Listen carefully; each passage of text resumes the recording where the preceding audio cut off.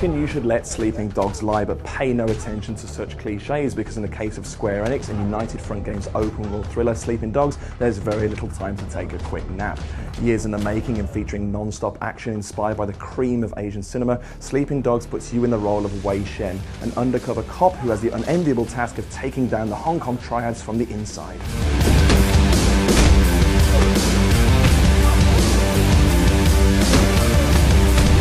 I'm here at Square Enix's London HQ, where some lucky members of their community have been invited to get some hands-on time with the game before anyone else. Not only that, but they'll have the fortune of being pestered by me for their opinions.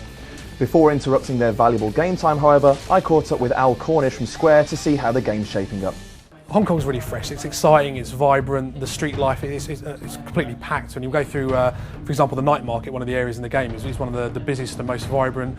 There's hawkers shouting at you, trying to sell you everything, knock-off goods, clothes, DVDs, whatever. There's people selling food. There's gas rising from vents, there's colourful girls trying to sell you drinks and other things. It's just really, really vibrant at any time of day or night. The team's experience with driving games is pretty much second to none, and they're fantastic. So the handling for, we've got I think 65 vehicles in the game, all with different handling models. So there's bikes, cars, trucks, boats, and they all handle very differently. So you can get high-end sports bikes, and as Wei gets later in the game and kind of increases his space, improves his standing, you can end up driving some pretty swanky sports cars, and then you can kind of think back to the earlier models you were driving, at the sort of start of the game, and there's a real difference in how they handle, how they feel, how good they are for illegal street races, how good they are for taking people out, ramming off the road. And if you've got a gun, you can shoot while in a car. If you're driving a car, you can ram other cars and try and merge the shooting and the melee and the driving. So in the middle of a street race, you can just sideswipe another car, send them flying off the road. It can get quite violent in the middle of a street race.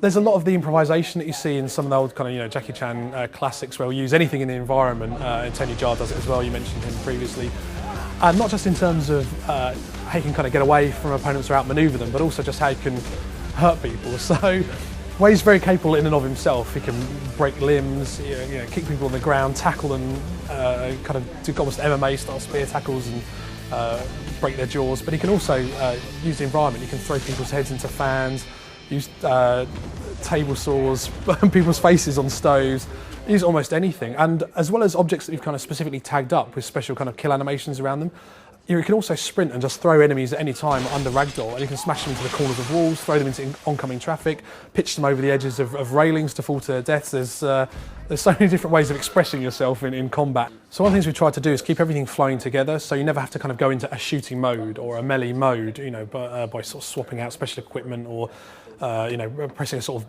mode toggle button or anything like that. So a really good example is how you go how you can go from melee to shooting. Is if you've got a guy staying behind cover blasting you, you can just charge at him empty-handed, vault the cover, kick him in the face, and disarm him in one smooth move. Now you've got his gun.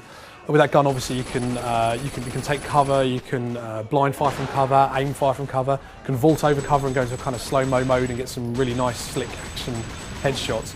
But you can also, if someone comes up behind you, you can turn around, pistol whip them, kick them. There are combos even while you've got weapons in your hands.